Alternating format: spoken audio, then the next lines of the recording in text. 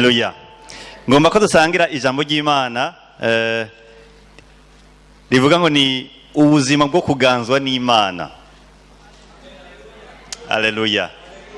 Ubuzima bwo kuganzwa n'Imana. Turaja guhagarara ku butumwa bwiza buri muri Matayo igice cya 22 uhereye ku murongo wa 41 gushika ku murongo wa 46. Haleluya. Imana ihabwa icyubahiro. Neza ko mwashitse havuga gute? Umutwe w'amajambo wuvuga ngo ni umwana wa Dawidi. Matayo 22 uhereye kuri murongo wa 41 ukamanuka gushika kuri 46. Havuga ngo tujane dusoma. Abafarisayo bagikoraniye hamwe, Yesu arababaza ati, vya Kristo muvyumvira mute? Ni mwene nde? Baramwishura bati, ni mwene Dawidi. Nawe arababaza ati, none Dawidi mu vyamwemu yamwitiye iki umwami? 4 atuhoraho yabariye umwami wanje ati, cara iburyo bwanje ushitse aho nzoshirira abansi bawe munsi y'ibirenge vyawe. None Dawidi ko yamwise umwami, yoshobora ate kuba umwana wiwe? Ikibazo Yesu abandanya abaza. Ntihagira ushobora kumwishura ijambo na rimwe, kandi uhereye kuri uwo munsi nta muntu yubahutse gusubira kugira nte kumubaza ukundi. Imana ihabwa icyubahiro. Kino gice nicyo tugiye kuganira ko tugereza kurondera hamwe gutahura hamwe n'ishengero ubuzima bwo kuganzwa n'Imana. Muruna kwa igice cya 22, igice cya 22 jewe novuga ngo ni gice kiryoshye cyane kinyohera kuko habaye ikiganiro hagati y'imigwi ibiri na Yesu. Hari imigwi ibiri isa tumenyereye dukunda kumva ha mu ndirimbo canke tubona iyo dusoma, imigwi ibiri y'abantu bitwa abafarisayo canke abasadukayo. Ni imigwi ibiri. Iyo migwi ibiri yaraganiye na Yesu, mugabo turatumenyeye cyane ariyo imubaza. Kino gice niyo dukura n'ibwirizwa rikuru Yesu yashigiriye ishengero. Ariko nawe ni arahindukira nawe arababaza ati, mbega ivya Kristo muvyumvira mutemweho aho mwambarije? Rona kubaza biroroshe, ariko kenshi iyo bakubajije naho uhawe akajyo gusura kwiyumvira nawe. Yesu amaze imyaka, amaze amezi, ntaho batabivuga muri Bibiliya, aramaze igihabazwa. Atariko abagabo bambarije hamwe bambaza nibazo byo kunta hasi, kuntega umutego, reka ndabaha akajyo kwiyumvira nabo. Ati, ivya Kristo muvyumvira mute? Mbega MINEVAM Kigobe, ivya Kristo bite? Muvyumvira mute? Ego yavuze ngo ni mwene nde, mugabo naye nabaza ati, mwehe muvyumvira mute? Hari n'abaca bagenda bagashiramwe ibirungo ngo n'umugabo yari afise ngo isandari imwe. Oya si iyo nyishu. Nani muvyumvira mute ivya Kristo? Abafarisayo baragenderwa na Yesu uko bamenye nabo bamugendera. Ariko mbona umenye ikibazo yabajije bo baragifitiye inyishu. Birivaye ngene kibazo cyabajijwe. Ni mwene nde? Ati, ni mwene Dawidi. Ati, okay, cyo kiroroshe. Nkuko benshi ivy'Imana tubizi, tubihawe niki naho twize, tubihawe niki n'ibitabo twasomye, tubihawe niki n'ibinyamakuru n'abagenzi bacu naho duteranira. Bisigura ngo iwacu aho dukura batwisha gusenga, aho dukura twiga ku mashuri bavuga ivy'Imana, hariho n'amabirete wasanga dufise hariho n'ikigwa cya horizon. Umenga ibibazo bimwe vyerekeye Imana twovyishura, ariko ugiye kuraba ikiganiro ngene cyabandanije, Yesu agomba gushika ku mutima w'abafarisayo abatwara ahantu biyumvira kuvyerekeye kuganzwa. Ati, nivyo mwashiye kumenya ko ari mwene Dawidi, ariko none mwombarira muti, ni kubera iki uyo nyene mutwitese yahindukiye akavuga ngo uyu niwe mwami wanje? Imana ishimwe. Urabona hariho amajambo aza muri Bibiliya akaja kuza ari Imana yeme ko abaho kugira umwana w'umuntu aza yatahure mugabo cyatahura n'Imana. muri ayo majambo ndavuga amajambo abiri akomeye gose umuntu akwiye kwama kwiyumvira ko ibihe byose. Hari ijambo tumaze kuvuga ryitwa umwami, hariho n'irindi bita umugurano. Aya majambo abiri arakomeye cyane muri no sezerano rishasha ritagira akanenge kandi rya nyuma. Iyo yatahuye neza biragushobokera neza kuba muri Kristo Yesu. Ariko ndaja guhagara cyane cyane vyekeye umwami. Igihe cya Yesu ndetse n'igihe cyabanje kuba imbere ko Yesu aza, ndetse n'ibihe bimwe bimwe inyuma Yesu yaraje, icyari cyo umwami cyari gitahuritse cyane. Kwera umwami yari afise ububasha ku buzima bw'abantu, akagira ububasha ku bintu abantu bafise, akagira n'ububasha ku bintu by'igihugu canke by'akarere kanaka. Cyane cyane icyategetse nicyagerageza ngo abantu bagishyire ku ruhande, baca bagishyira mu ngiro.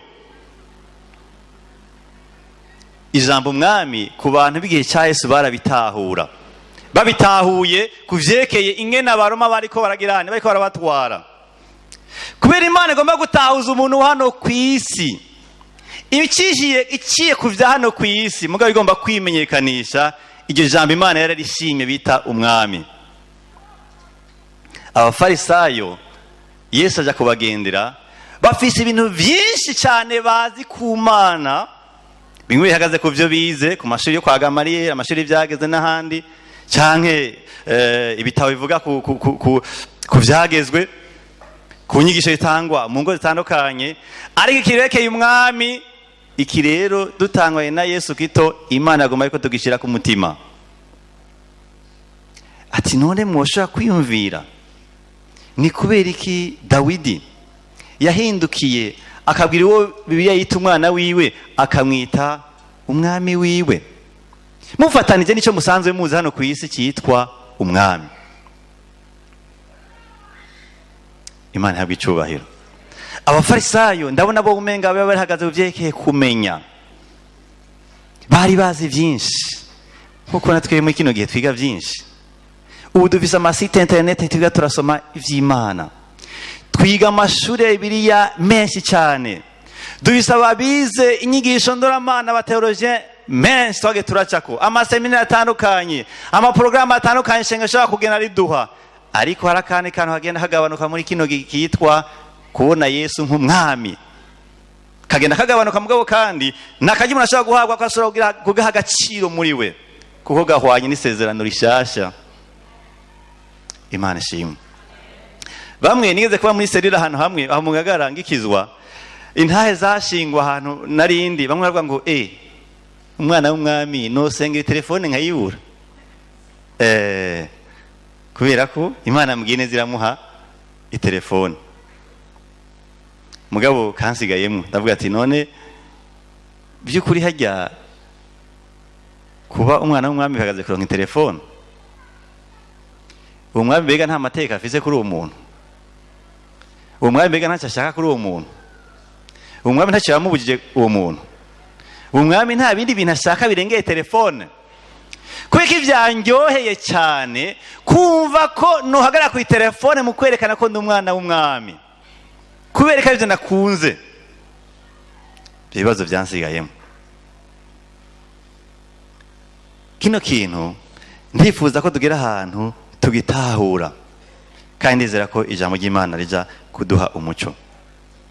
Abafarisayo baratoye ikibazo, mugabo hari ahandi hantu ngo bashitse baca bagirana domitur, baca basubira inyuma ku buryo ngo batasubiye n'ugira ikintu bamubaza.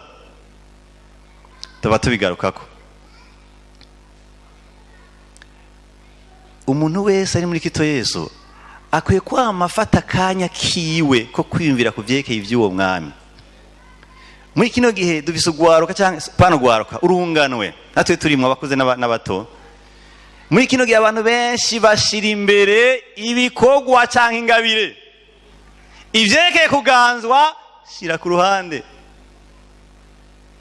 ivyekeye kugira ico ubujijwe shira ku ruhande, ivyekeye gufata kamere ngo tuyiganze shira ku ruhande.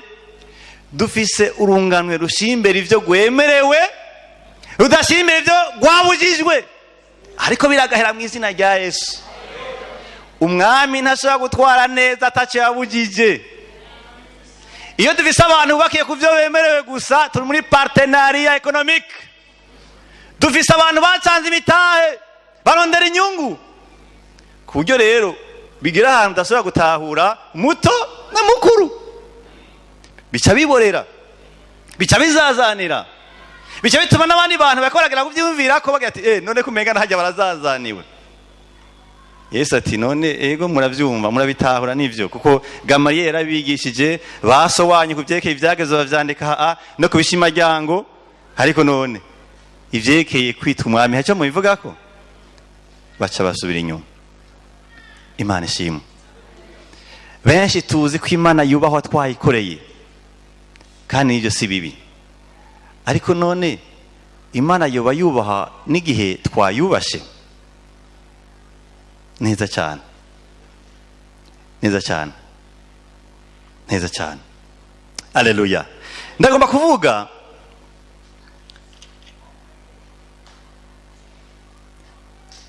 ku rugendo kandi rurerure cyane, ariko dakwiye guhagarara na rimwe.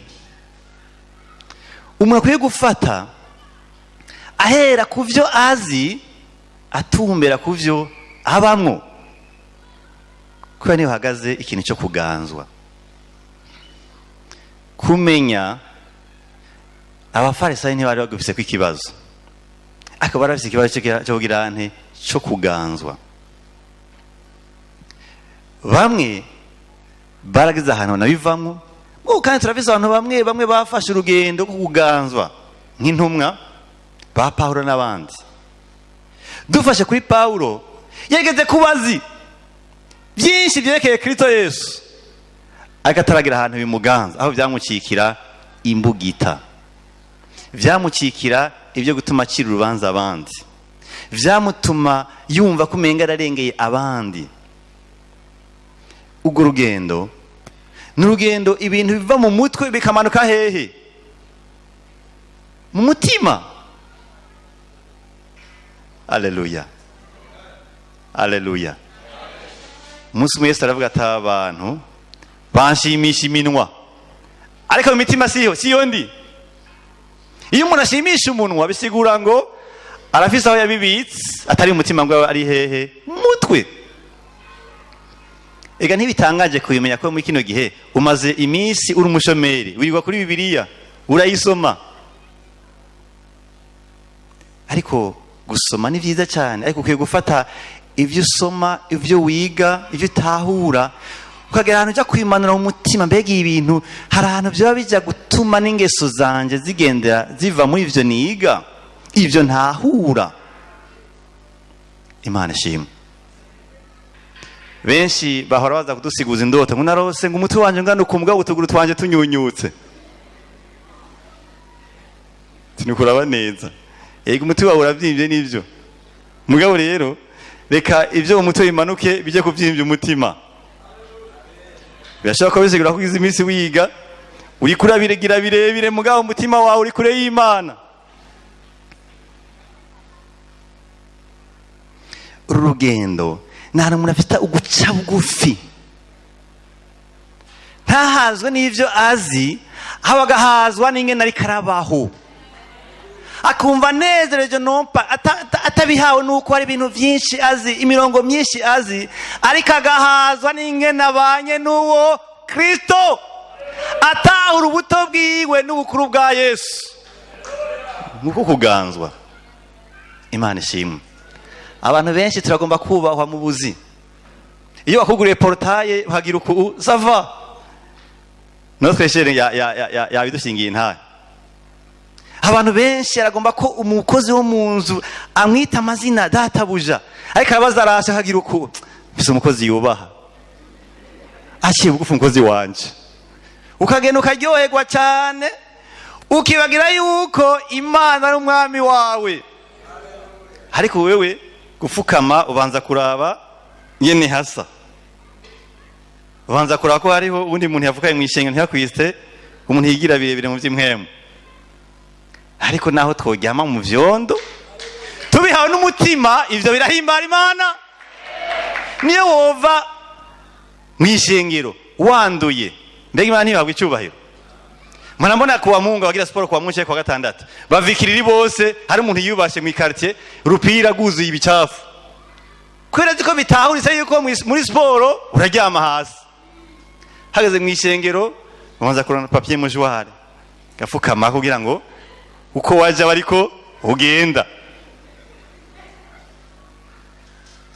Fuka mutabanje kuraba bana, irekure ni wandura ku rukoba kana hameze neza, ivyo bitwaye iki? Mbe murazi ko kwisi atarange batanga certificate yo kubego no gusa neza, haramu bayatanzwe, niyo yotangwa izobica ibisi yindi izotanga umwaka uza, bigenda bibisikanya. Ivyo ntibiha umwanya, uzuha umwanya ingene umutima wawe umeze. Haleluya.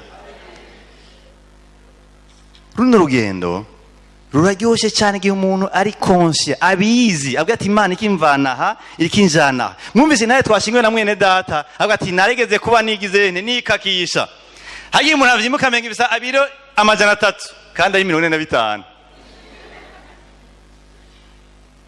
ugacumenga ico wibaza kuri n'igihugu cyose cyarabibwiwe. Ntabyo bazi, biri muri wewe gusa. Nabyo bazi, biri muri wewe gusa. Ariko hari ibyo ushaka kumenya ugasanga ntiwihenze. Urashaka kumenya yuko uharira, urashaka kumenya ko ufise amahoro mu mutima, urashaka kumenya ko uriko uragenda mukumvira, urashaka kumenya ko ufise urukundo atari uruheyiheyi, urashaka kumenya ko ufise ukwihangana, urashaka kumenya ko ufise ukwatura kwiza. Ivyo rero nta kimwe kibirimwo, ni mwema dushingira ntahe. Ngivyo ivyo umuntu akwiye kugira nte guha agaciro. Imana ishimwe. Ubwo rugendo rwaho ibintu biva mu mutwe bikamanuka mu mutima, nta umuntu yambare karabaza Imana ati mbega Mana gute aha niko nifata neza, kumenga kino kintu simbona icyumviro kingire nobaho, umpanuye iki Mana?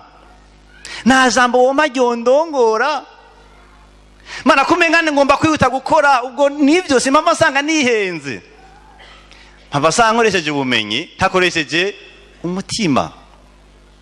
N'ahantu umuntu atahura yuko naho umuntu yahawe guhitamwo, ntiyahawe umwidegemvyo wo guhitamwo ivyo ari byo byose, yahawe guhitamwo mugabo ababajije Imana.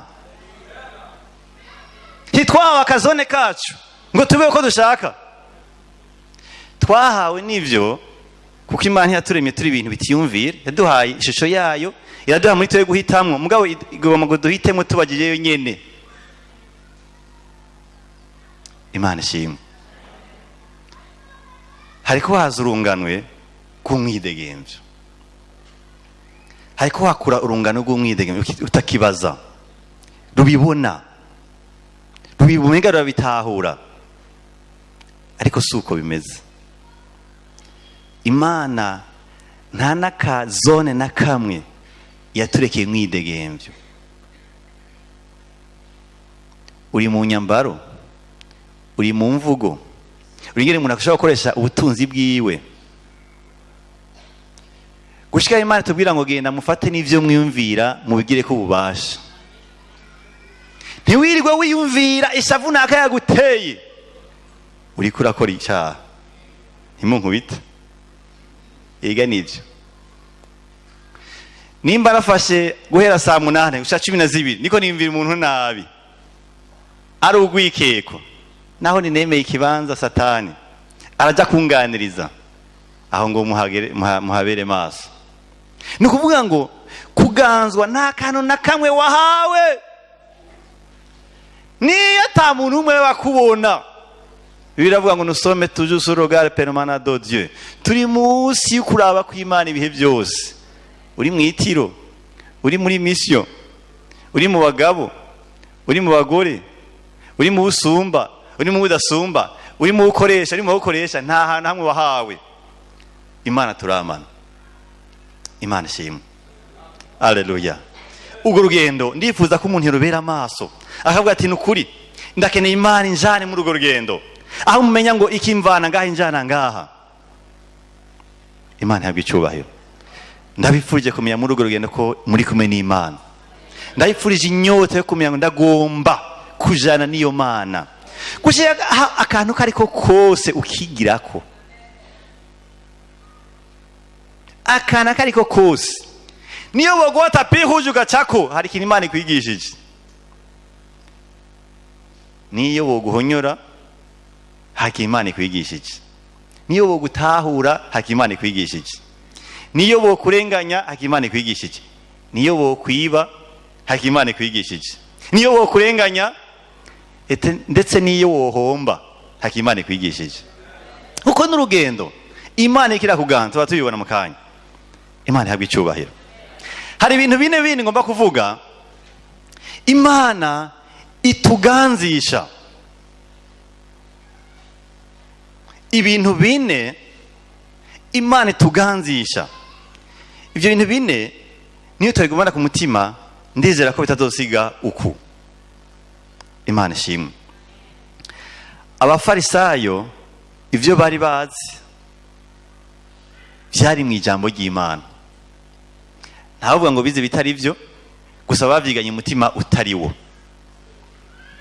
Ivyo bintu bine, icyambere nuko Imana igomba kuganza abantu bayo ibaganzishije ijambo ryayo. Hari umwami aganza atamateko yashizeho, sinibaza ko birigira bibaho. Iyo atahari yohava avuga ibintu abantu bakavyibagira, akamari karabahana igihe cyose.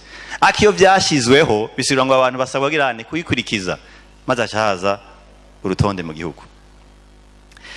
Ijambo ryayo niryo dushobora kuronkamwo kumenya ubugombe bwayo. Imana ishimwe. Haleluya.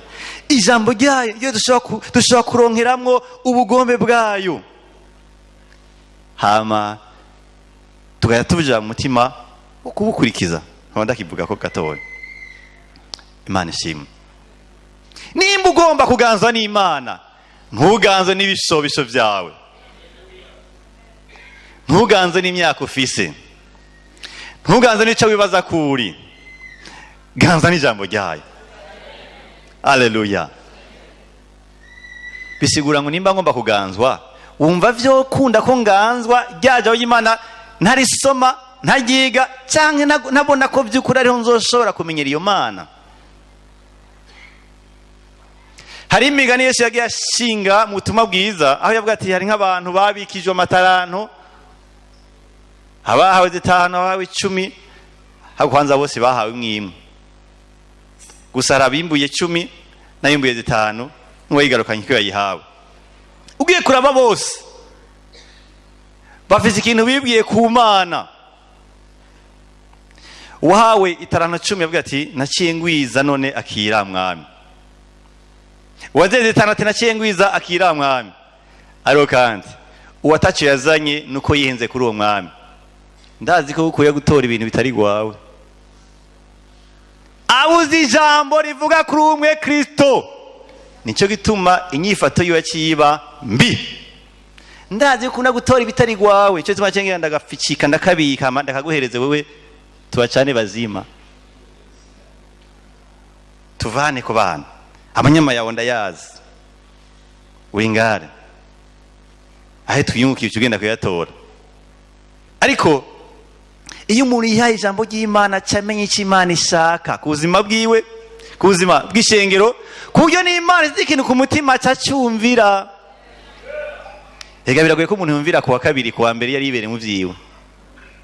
Ega hagiye ubuzima bw'Imana burafatanye, nta bice bihari. Ntushobora kuza uze mwemwera ku wa kabiri ku wa mbere wari ibere mu wapfumu, canke mu nsaku, canke mu bwibone butandukanye, canke mu buzimire butandukanye. Oya, ivy'Imana birafatanye. Ku wa mbere havyara ku wa kabiri, mu kwa mbere hazara mu kwa kabiri. 2020 tegura 2022. Rero ntugende mu vyaho rendi uca bibaza ngo ku wa kabiri nzoba nuzuye. Wuzuro bivuye he? Naduke Imana yago yakigenda kutugirana kudusanzaza mwisi. twihe ijambo ry'Imana ku munsi turyiyumvire ko. Ntibiryoshye kumva umuntu abyuka kuwa Mungu abaza umukozi ngo mbega nta bibiliya yanjye mwamboneye. Abaza umukozi cyangwa umwana, umukozi nawe ntibimubabaza bibiliya iyihe, uwo yimubwiye none nawe ntayazi. Bibiliya iyihe kamabuja nayazi, wewe bibaza ngo arayizi ko bise ya mashini niniya, ariko ni hajya byita igitabo, hajya yabyita na agenda, kuko mutaricarana ngo mujye muri rya jambo ntabyazi. Nubyutse kuwa Mungu uja kumubaza ngo nta bibiliya yanjye bamboneye. Soma ijambo ry'Imana. Ntushaka kuganzwa utaganjwe n'ijambo ry'Imana. Ataraho umuco w'igihugu ucuja gukurongora, ataraho ucurongorwa n'imyaka ufise. Mwabana mukiri bato twegwe tukingana ico gihe nivyo curongoza abantu. Indi abagabo bakino gihe murantangaza, twebwe igihe cyacu twari uku. Nta gihe cyawe hari bibiliya gusa. Bibiliya iyibuze mu mutima ikisubirirwa n'umuco canke n'imyaka canke yaho ugendera canke abagenzi bawe, ariko biragahera ijambo ry'Imana ririkwiye. Alleluia. Kuganzwa n'Imana. Alleluia. Bibiliya avuga muri cete cya kabiri cyandikiwe Timoteyo igice cya 3:16 ngo ijambo ry'Imana ryarahumetswe, kandi iryo jambo ry'Imana ngo rafise igikorwa cyo kugira nte.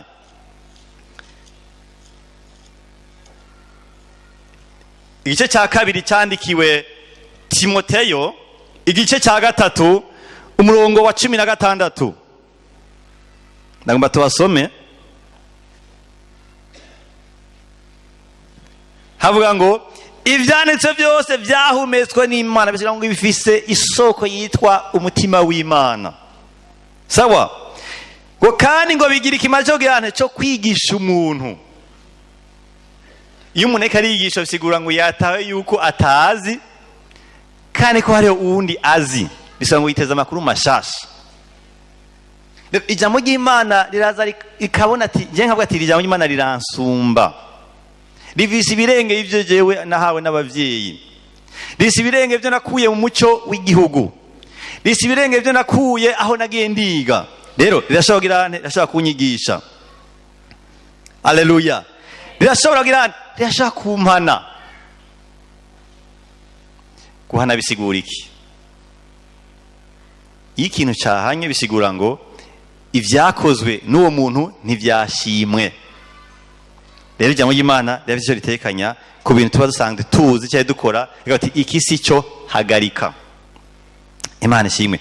Kumutunganya, gukura ubucafu mu vyumvigwa vyacu, gukura ubucafu mu ngiyo twena dufata zimwe zifatiwe muri kamere.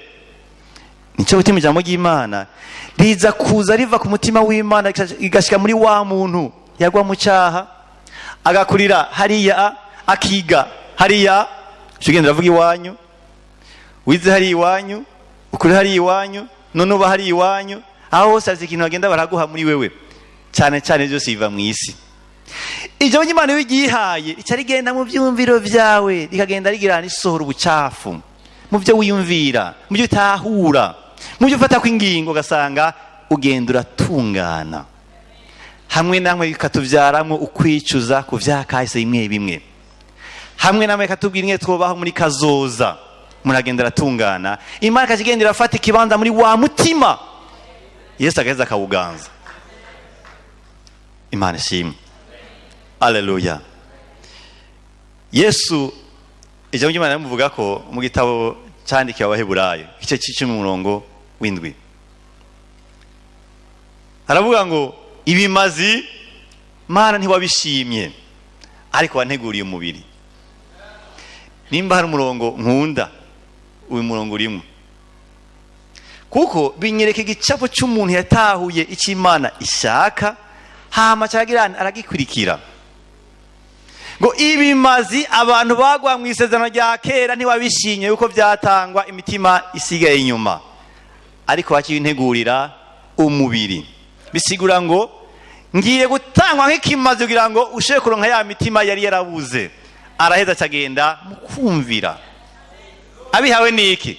Acavuga ngo mu ijambo ryagiwe ngo nk'uko vyanditswe mu muzingo w'igitabo. Ndakubaza, mu ijambo ry'Imana wasanze ari biki bikuvugwako? Yesu ngo yaje uko vyanditswe mu muzingo w'igitabo, wasanze ari iki kikuvugwako mu ijambo ryayo? Ubwo ntibita umwenengwe. Ubwo nturi umwenengwe we nkuko wamubivuga mu gatondo. Uriki wasanze ijambo ry'Imana rivuga iki kuri wewe? Yesu ataye yuko atari umwenengwe, ahubwo yandikiye umubiri acaragira ane, yaciye aza. Nawe vahuri, vahuri, va muri bane bavyuka saa 3, va muri babana bavyuka saa 3, va muri babana bacegwa, va muri babana batarekura, va muri babana batihangana, va muri babana bavuga nabi, muri babandi b'inzigo. Ivyo byose si umugabane wacu, ivyo byose umugabane wacu. Ngivyo imwe mu byo Imana ikuvuga ko mu ijambo ryayo. Tugenda wumvire rero. Yesu ati wanteguriye umubiri nanje ngiye kuvukira muri Mariya. Imana ihabwe icyubahiro. Haleluya. Icya kabiri, Imana iturongoza. Mpeje kuvuga ibyerekeye ingene Imana iturongoza ijambo ryayo. Imana agomba kuturongoza ibihe. Haleluya. Iyo mvuze ibese mvuze saa 6. Ibyo nta kibazo, ni regime yacu. Twese turamaze kuba saa 6, turazi ibitondo, turazi amajoro. Ndavuga ibihe Imana igiye ducishamwo hamwe na hamwe byo kubabazwa. Haleluya. Ibihe niyo Imana igenda iragaragaza ubukuru bwayo hejuru y'uwo yakunze mugabo muto. Imana ihabwe icyubahiro. Intumwa baratwereka akarorero mu byakoze n'umwa igice cya 4, uhere ku murongo wa 29 gushaka kuri 31. Batwereka intumwa zagerageje cyane aho haba inama y'imigwi 3 ikomeye gose. Iyo uri mu gihugu, abakuru b'imiryango yose, abakuru b'amadini n'abaserukira ubwami bw'abaroma bose bagize akanama ati aba bagabo tugiye tubabuze gusura kuvuga ubutumwa bwiza mu izina rya Yesu, banse tubabohe. Barababoha. Irya mbere, irya kabiri, irya gatatu bababoha. Nabaterega twe twakenyerewe. Mugabo kandi naho twakenyerewe aha nyene hari ishure y'Imana. Ntibavuze ngo abagabo b'Imana ni intakebwa ubereke yuko bahangaye wahamagawe, siko basenze. Bavuze ngo Mana raba rero agahahirizo dutewe n'abakuru b'imiryango, n'abakuru b'amadini, n'abakuru b'intwaro, ariko Mana ukirambuye uko kwawe kw'inkomezi udushoboze kuvuga ubutumwa bwiza dushize amanga. Ibihe byabo ntivyabatwaye umuriro, ntivyabatwaye intumbero yo kubaho, ntivyabatwaye Kristo wabo, ahubwo babiciyemo nk'iki, nk'imiriro yaka ibishirira. Haleluya. Ibihe byatumye batahura yuko Imana ikirabaganza. Abantu benshi ba kino gihe iyo bahuye n'ibigeragezo bamwe bamwe barabituka. Nanje narahaciye, tone mukenzi wanje 2013 umwaka wa 2013 twabaye mu bihe byo kwibwa, tuba mu bihe byo kubura n'ibitandukanye. Twagiye tuca mu bibaje muri uwo mwaka gushikaho umwaka tugomba kubita année noire, umwaka wirabura. Mugo turahindura imvugo none hajya ntaje Imana yakoze, hajya nta shire twakuyemwo, ujya n'umwaka nk'iyindi. Wamaze imisi 335 Imana yavuye ku ngoma. Yesu twakiriye ntigeze atuvamwo, kandi harababonye ibiruta ivy'iwacu. None wirabura gute? Mbega ubundi mwaka ho ubisiba ririhe? Ubisiba ririhe? benshi baratuka ibihe aho kurondera inyifato nziza yo kubicamwo. Ibihe ntukabituke, ibihe ubishimire mu Uwiteka, ubishimire Imana kandi wemere bikwigishe. Bibiliya iravuga mu cyete cyandika Abaheburayo 12 umurongo wa 5 gushaka umurongo w'indwi ngo mbega n'umwana ki adakangirwa n'Uhoraho kiretse ngo nambara ikivyago. Ngo namwebwe mwe mukijijwe mwe mu Kigobe ngo ntukagaye igikangiro cy'Uhoraho kuko ngo uturungu tubiri uwo Uhoraho akunda niwe amagura. Wazi yuko iyo kwisaka nywafi uba wahimba Imana.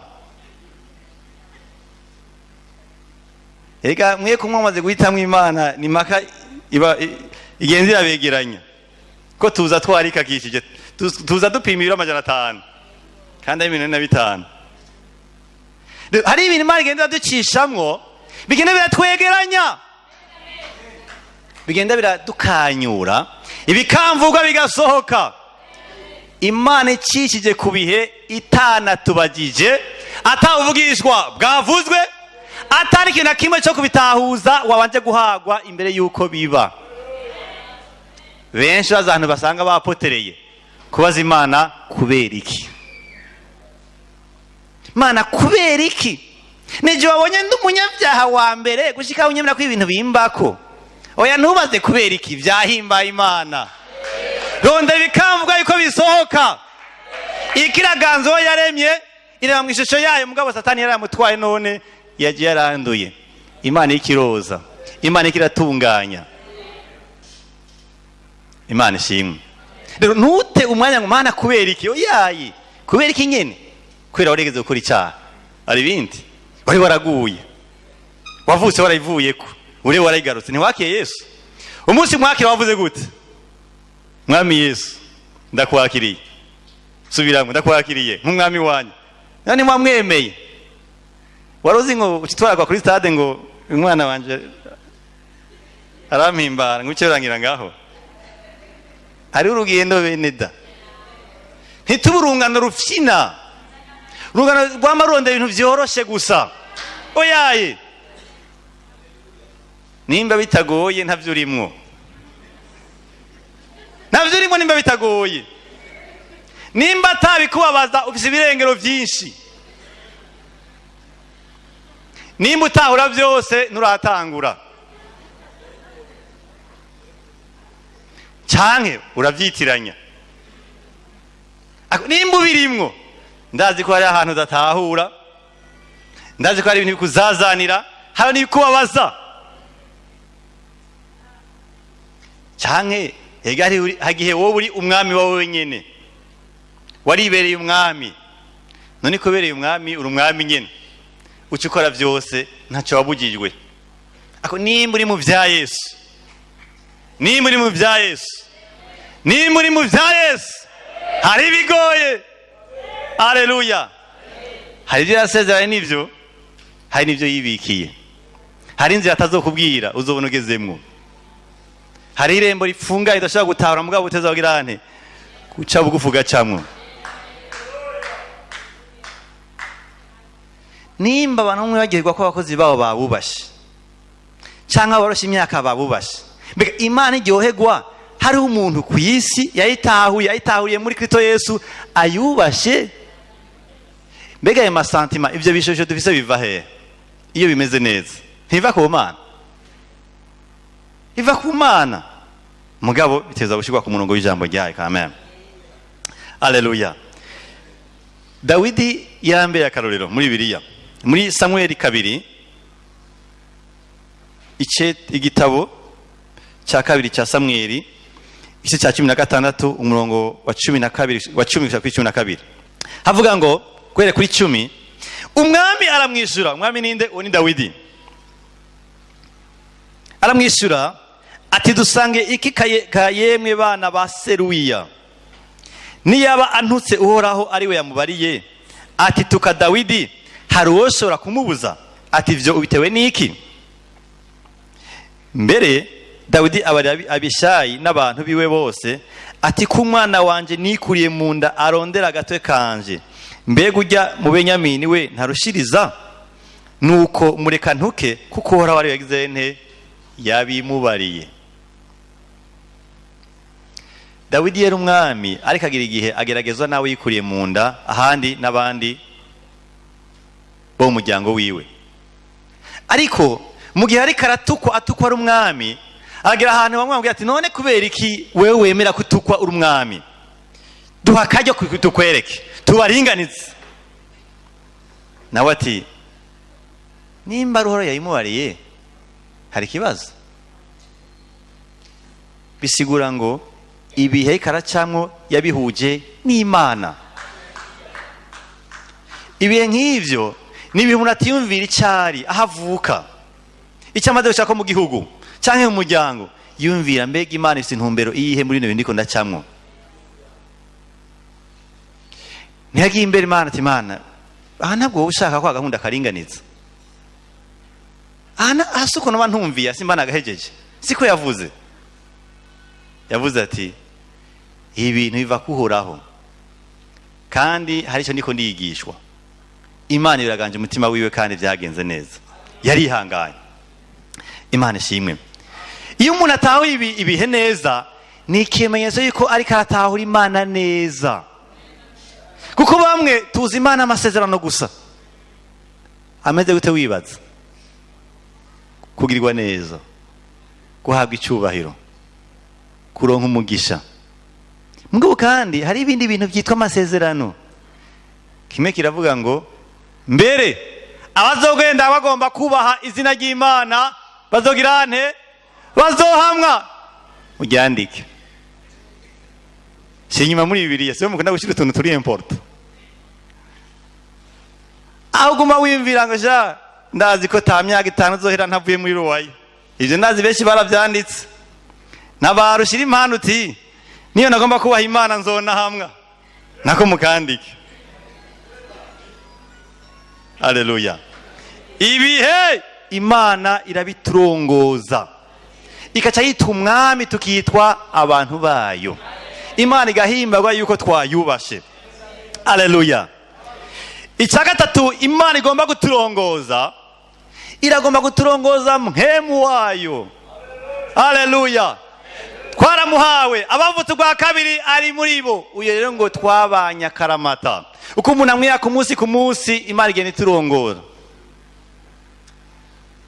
Bibiri ivuga muri Matayo 4 uhereye ku murongo wa mbere ngo hanyuma y'ivyo mpemu Imana adugana Yesu mu bugaragwa kugira girente ageragezwe. Bisigura ngo hari ibintu bitandukanye Imana igenda iradutwara mwishiye kuri mpemu wayo. Hamwe tudashaka kumva icyo Imana ize ku mutima nk'icyumviro tukajya tugenda tugashyira mu ngiro, Imana ikaba iturongoye. Imana ishimwe. Umuntu akwiye kwama, nimba agomba kwama arondera kurongorwa, akwiye kwama ariko arumviriza muri we ibintu Imana ikirashira ku mutima wiwe. Ukumva ugenda ku bitaro, ukumva wo telefona naka, ukumva utuma hari umuntu uja kuraba, umvira. Hamwe na hamwe hari usanga ibintu ugomba kubwirwa cyangwa kurumva bitandukanye n'ingene warusanzwe witeze canke wumva wowe usanzwe ushaka. Hamwe na hamwe kandi usaba kumvira tuba tukivuga. Haleluya. Imana agomba kuturongoza mpemu wayo. Yesu ikasezera mpemu w'Imana mu butumwa bwiza bwanditswe na Yohana igice cya 14 umurongo wa 13 yavuze ngo uyo niyaza azobarongora gushitsa kukuri kose. Bisigura ngo umuntu wese arafise ahageze hamwe na mpemu w'Imana. Hari ibintu Imana ikirashira ku mutima uno munsi, hari ibyo mpemu azovuga ejo canke hirya y'ejo canke mu mwaka uza azobarongora. Hari ikintu cy'urugendo ugenda umuntu yabaza, ugenda umuntu yumvira. Haleluya. Imana ishimwe. Icya kane Imana igomba guturongoza, bamwe kiyashaka kubatangaza, nuko Imana iturongoza abarongozi twahawe. Nivyo haba mu gihugu haba mu ishengero canke muhira. Imana n'umurongozi w'isi n'ijuru, nivyo ni warongo y'isi n'ijuru. ivyaremwe byose vyaremwe kuba ivyiwe, afise ububasha ku kintu cyose cyaremwe kiboneka canke kitaboneka. Mugabo kandi hano ku isi irashize uburongozi ku bihugu no ku mashengero no ku miryango. Kenshi rero Imana yafise kuvugana n'abo barongozi bakazana ibintu nk'ibi vyo gukora cyangwa gukurikiza. Iyo umuntu usanzwe uri kumwe n'Imana neza ntibikugora kubaha, nivyo.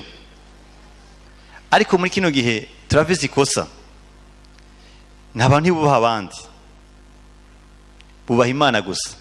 Mwewe kandi birangora kwizera neza ko kubaha Imana itaboneka naso utamwubaha, n'umurongozi kw'ishengero utamwubaha, abakuru ugenda urabavuma, biragoye kwizera. Hamwe na hamwe niyo Mana iyo aba nashoboye kuronka akajya ko kukubaza, nakubaza ibintu bikomeye imaze kuyubahamwo, kacamenya ati by'ukuri umuntu arubaha Imana. Mumvize ngene baduhanura muri Bibiliya, Abaheburayo igice cya 13 umurongo wa 17. Hano mugabo baravuga vyekeye uburongozi bw'ishengero. Mwumvire ababaganza mubagamburukire, kuko ari bo bama bagavye bazigama imitima yanyu nk'abazobibazwa. Nivyo canke namwe sivyo mufise? Yesu mu Bibiliya kandi n'Imana bavuga ngo mwumvire ababaganza mubagamburukire. Kubera ko umuntu agamburukira umurongozi, si uko uwo murongozi afise ibintu akurushije, oyaye, ahubwo afise igikorwa Imana kiramukoresha ku bwawewe, bifise n'inyungu kuri wewe nyene, ntibifise inyungu kuri we, bifise inyungu kuri wewe. Bisigura ngo niyo wumvira bizogerana n'uwo, nkuko cyabivuga muri ico gice, bizogerana n'uwo muntu atabikora neza, birushirize kuzana inyungu kuri wewe nyene. Intumwa Pawulo yabwiye Abakolosayi ati mwe mwaza ko ndondera inyungu zanyu, oyaye, ariko aravuga vyekeye gutera ikoba cy'Imana mu buryo bugaragara. Sindondera inyungu zanje, ahubwo ndondera ukugurikana kw'inyungu zanyu, kandi ariko arabaka ko botera ikoba cy'Imana. Kandi abavyumviye Imana yabahezagiye. Alleluia. Rero iyo uragomba kurongorwa n'Imana, uganzwa n'Imana, urahamagarirwa kubaha abarongozi. Kandi kuba abarongozi bihera mu mutima, si kwitaba programme, c'est une considération, ni kubaha agaciro k'Imana yabahamagariye. Ibyo kandi yabise umugisha bija kuzana. Umugisha wa mbere bija kuzana muri wewe nuko ucuba amahoro. Imana ishimwe. Alleluia. Ngivyo ibintu bine by'ukuri bikomeye Imana igomba kuganzisha abantu bayo. Icya mbere ni ijambo ryayo, icya kabiri ni ibihe, icya gatatu ni mpwemu wayo, icya kane ni abarongozi tuba twarahawe. Naho n'abarongozi ndahagaruke, si umurongozi umwe. Hari igihe mu mashengero abantu bumva ati ujya ni apotre niyo twemera, abandi bose waserire sinomwubaha. Ariko nawe haba harimo ikosa. Niyo mwamufise urubanza rwa revedode muduze ko ruguru, hakari umuntu yaroko afise kuganza iyo bisi, uri umurongozi wawe, n'umurongozi wawe. Hari ikintu Imana yamuhaye kuri uwo munsi cyo kuzezwa, agejwe bisi n'umunsi, avuze ngo ni mwe murakure y'amahera yakureyo baratekanye, ha birebire. None si Imana yatoranije kureka atari wewe n'umunsi? Benshi tuja kuba abashizwe hejuru kugira ngo tube turicira inzira nihaga icyo dusaba ivyo bikunde. Uko si ukubaha, uko no kurondera twabaye banzisabira. Kubaha utahura icyo Imana yashize muri we, kandi cyane ko Imana icyubaha kandi gifise ingaruka kuri wewe, kwaca wubaha iyo Mana. Imana ishimwe. Birafise umutima biza bikazana muri twebwe. Alleluia. Imana ishimwe cyane gose. Iyo umuntu ariko araganzwa, hari ibintu bitatu bimugaragara ko bikomeye gose, kandi vyari bibuze hehe? Vyari bibuze kuri wa Farisayo. Icyambere, bari babuze ukwatura kwiza.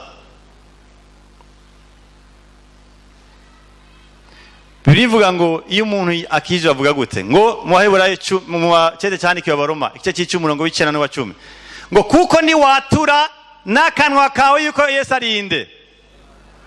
Anduka abantu benshi barahazi. Kuko ni watura n'akanwa kawe yuko Yesu ari umwami. Ukwatura kwacu kuraja kugaragaza yuko turiko turaganzwa n'Imana. Zaburi 23 avuga gute? Uhoraho niwe mwungere wanje ntacyo nzogira nte, ntacyo nzokena. Yavuze ngo wewe jewe ndagowe, jewe ndagowe. Nuko yavuze ukwatura ndakumiza avuga ati uyu muntu by'ukuri ariko araganzwa n'Imana, afise ukwizera, yatura neza. None umutima nturi kure y'Imana ahubwo uri kuraganzwa. Imana sumutorsionnaire. Imana ntihohotera abantu, Imana irarera abantu. Niyo wowe kurababazwa mu by'umubiri si gihano cyaki nico kuvungura amagufa y'abantu cye kubaza urukoba rw'umuntu ko kiraba, Imana ikirarera. Iyo wacibise kwatura kwiza uri kuragaragaza inyifato nziza igaragaza ukuganzwa n'Imana. Imana shimwe. Iyo umuntu afite kwatura kwiza arahagarana ku masezerano yayo,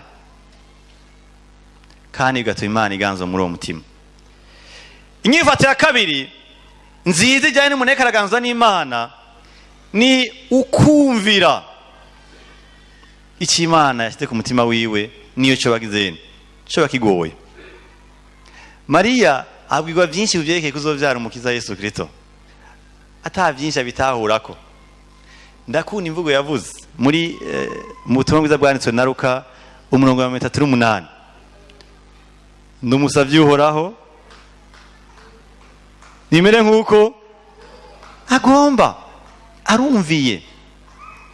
Ega byaye gushoboka ko Mariya tumvira timana none urantaye. Ega bacamacu umuto w'Abafarisayo yarumviye, atabanje kuvuga ati Abafarisayo baje barambira ko bantahura, Abaroma barantahura, data arantahura, Yosefu arantahura. Yumvise ko kiva ku Mana ati ndumusavye Uhoraho nimere nk'uko agomba. Aburahamu asaba gutanga ikimazi ku mwana yaronse arindiye imyaka 20 araheza araduga umusozi, aso arawuduga urugero rw'iminsi mengi 23 azi ko agiye gutanga icyo Imana yamusavye.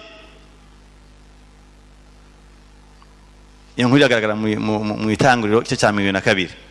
Arumvira ariko araganzwa n'Imana. Burya kuganzwa n'Imana hari igihe bisaba yuko wumvira n'ibyo udatahura canke bikubabaza cyane cyane bitanaryoshe. Mariya na Aburahamu baranyigisha cyane gose. Haleluya, Imana ishimwe. Inyifato igira gatatu y'umuntu ariko araganzwa n'Imana ni gusenga kwiwe. Imana ishimwe. Iyo umuntu ariko araca mu bihe yumva agomba kuganzwa n'Imana akayamaca yamahoze, biragoye ko ibyo bintu bishikako. Ariko gusenga kiraza gushoboza kugera ahantu ibyo bintu birengera kuko wasenze Imana. Biduhanira gute mu cete cyandikiwe Filipi igice cya 4 umurongo wa 4 gushaka umurongo wa 6 havuga ngo bene data ntihagire icyo mwiganyira na kimwe, ntihagire na kimwe mwiganyirako, ariko muri byose ibyo mukeneye bimenyeshwe Imana mu gusenga, mu kwinginga, bifataye no gukenguruka. Binyera ko umuntu akwiye kuba mu buzima bw'amasengesho niba yikaraga agomba kuganzwa n'Imana. Imana ntiboneka ariko duhurira mu masengesho. Niyo umuntu ashobora kugenda kiyugarana akashigiza umutima Imana ati nukuri numvuku Mana ndaguhimbaza kutabesha, ndaguhimbaza ko ibinyene bitahura naho naje ntabitahura, umutima ukirekura maze Imana igeze kaganza uwo mutima. Ntukaganzwe n'ibihe ahubwo Imana ikuganze mu bihe. ndagisubiramwo, ntukaganzwe n'ibihe ahubwo Imana ikuganze mu bihe. Uko benshi dufise amarogre menshi, dufise ukwishyuza kwinshi ku vyerekeye ivyo twakoze mu bihe, kuko Imana itatuganje mu bihe. Ariko abandi bafise ishimwe ryinshi kuko Imana yabaganje mu bihe, none bafise intahe zikomeye gose. Haleluya, Imana ishimwe. Haleluya. Ku murongo wa 46 aho twasuye muri Matayo 22 batubwiye ngo ntibasubiye kugira ikintu bamubajije. Abafarisayo babaje vyinshi kuri Yesu, bakeneye ati mbega hari ikintu yongera kuzana ku byo twagiye turabwirwa, dushire tuwandike. Kuva babaje ngo mbega ivya Kristo muvyumva gute, baramubwira ati mbega hoho mwoba muzi igituma Yesu bambe Dawidi yavuze ngo niwe mwami wiwe, ngo baciye babivamwo. Bingereka ko hari abantu benshi bamwe bari muri twebwe canke ahandi ivya Kristo vyabananiye kuko hari ivyo basabwe guheba, babivuyemwo, bahagije no kugenda gusengera ahantu hariho ruwanje iryoshe, nico bashaka. Bahagijwe no kuba ari abantu hasengera benshi mo banganya imyaka canke bazinanye, niho munezero bafise. Abayi nabo bashimye kuba mu mashengero menshi atari nimwe ribazi, kuko bagira ahantu batagomba kumenywa ivyabo. Aya majenera canke ugurunganiro rahaba. Abafarisayo ngo ntibashe kumaza ikintu na kimwe bamaze kumva ivyekeye kuganzwa. Ngiyo nyifato Satani akunda guha abantu iyo bagize ikintu babwigwa. Sinkunda hariya ko bacavuga vyekeye icaha, ariko hariya sha hararyoshe, hari uruwanje utazi naki yarongoye, urumva ko wujujwe. Yego nta curuzura, none nta gisohoka, nta kivayo. Ndakunu ujya muntu vraiment, ujya muntu we ujya vraiment nta kavya, aravyorosha. Wikunda muri we ntumukunda. Nimba umurongoza atahubwira ati ikiheba ikicakira, haba hari ikibazo. Tufise urungano rw'abantu babivuyemwo kuko hari ikintu basabwe guheba ntibagiheba, bacaguma kugendera muri clandestinité, bagendera mu kinyegero, bitwa bakizwa mugabo ntaho babarizwa. Bitwa bakizwa mugabo iyo bahanuye ikindi kintu gihagaze kuri kamere yabo ntibakorako. Ntitwa abantu babivuyemwo, ntitwa abantu bavyanka, ahubwo ivyo mwami bihagaze ku guheba. Utaraheba ntaco uraronka. Haleluya, Imana ishimwe cyane gose. Bene data, tuvuge dute, Imana irakeneye kuganza imitima y'abantu, irakeneye kuganza imitima kandi birayinezera cyane gose. Ingabire ngo yaramaze gutanga kandi ntiyicuza kuri zo, kandi yazitanze rimwe rizima. Ariko ikintu Imana irondera ku munsi ku munsi, ibitondo, amasasita, amajoro, ni kuganza umuntu imugandishije ijambo ryayo, imugandishije ibihe ariko aracamwo, imugandishije mpemu wayo, imugandishije umurongozi yahawe mu muryango, mu gihugu canke kwishengero. Imana ishimwe. Ariko iramusaba iki? Iramusaba kwatura kwiza, iramusaba kumvira, iramusaba kuyisenga. Haleluya. Iramusaba gushishikara kuko ibihe ari birebire. Munyime duhakwiye dushima Imana.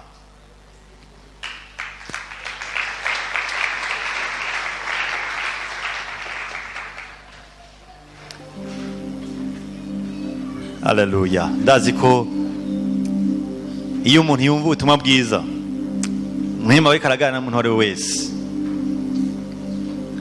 Ndazi ko hari bamwe twagiye turafata amazone amwamwe canke uburere bumwe bwo kubaho kwacu twigira abami, aho kureka ngo Imana iganze ibihe byose canke ibisata bitandukanye byo kubaho kwacu. Hari cyo waganiye n'Imana, agomba gusenga ati Imana ndase kugutumira ndase kugutumira Washa udoze ibiganza nk'ikimenyetso cyo guca bugufi, gutahara ubuto bwawe no gutahara ubukuru bw'Imana hejuru yawe. Mana turaguhaye icyubahiro cyose Mana, niwe mwami wacu, ntibigutera isoni ryo kutwita abasavyi bawe Mana. natwe ntibiteye isoni kuno munsi kuvuga ngo uri Imana yacu. Twifuza mwayo guhimbara mu nyambaro, twifuza guhimbara mu mvugo zacu, twifuza guhimbara mu bugendane n'abandi bantu Mana. twifuza guhimbara mu kubaha abarongozi, turifuza guhimbara mwami mu byo dutunze no mu kuba dukora ibintu. turifuza guhimbara cyane cyane Yesu mu ngeso zacu Mana. Mana turagomba kugaragaza ko dushaka kurongorwa nawe Mana. dushoboze kugira imitima yoroshe,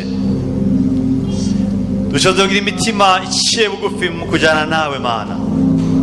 dushoboze gusenga aho tubona tunanirirwa, dushoboze kugira ukwatura kwiza mu gihe tugeragezwa, dushoboze kugaruka aho twari twaravuyemo. Haleluya, haleluya. Sinshaka kuba jewe nifuza kuba mwami mpindura uwo wampamagariye. Sinshaka kuba jewe nifuza kuba mwami mpindura uwo wampamagariye. Sinshaka kuba jewe nifuza kuba mwami mpindura uwo gukora umukoro taruwanje nabyo nugutsindwa uya muresha ico wampamagariye.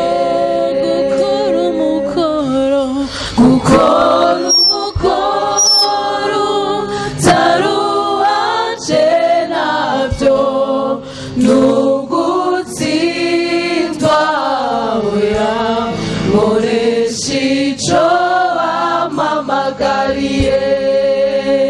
reka ujyane iyo ndirimbo uti Mana ndagomba ko undongora muri byose, ndanse ubwigenge butuma ngenda muri kamere cya bugufi mu buzi bwawe bw'Imana. hamagara Imana umutima uciye bugufi, ntumenye guhamagara Imana mu byo umenga birimo risike gusa. hamagara Imana hano washyize umwidegemvyo, hamagara Imana mu butunzi bwawe uti Mana nkeneye undongore, hamagara Imana mu nyambaro yawe uti Mana nkeneye undongore. nganiriza singo bakora uko nirongoye. gira umutima uciye bugufi, gira umutima wirekura, gira umutima utikakisha, gira umutima wirekura, gira umutima uri sensere utarimo kwishigikira. hamurekura ijwi ryawe, umutima wawe uvuge ubwire uhoraho uti Mana ndongora. Mana turongoze ijambo ryawe Mana. abariko ba mu bihe bari basa n'abakuvuyeko, bari basigaye baturuka utariko, barumenga nukiganje, barumenga barabahevye, bigatuma Satani batwaza kamere, bituma Satani batwara kure yawe. ariko mwami Yesu Kristo bagendere Mana, tanga ivyizigiro. Haleluya. Mana turaguhaye icyubahiro cyose Mana. Haleluya. ndagushimiye ko Imana yo kwizerwa muri byose na hose Mana. urakoze Yesu, urakoze kuri umwami wacu, urakoze ko wawe na twebwe mwami. uhezagirwe kandi uhezagire umuntu wese w'imisa y'ino jambo mu izina rya Yesu, amen. Haleluya, haleluya.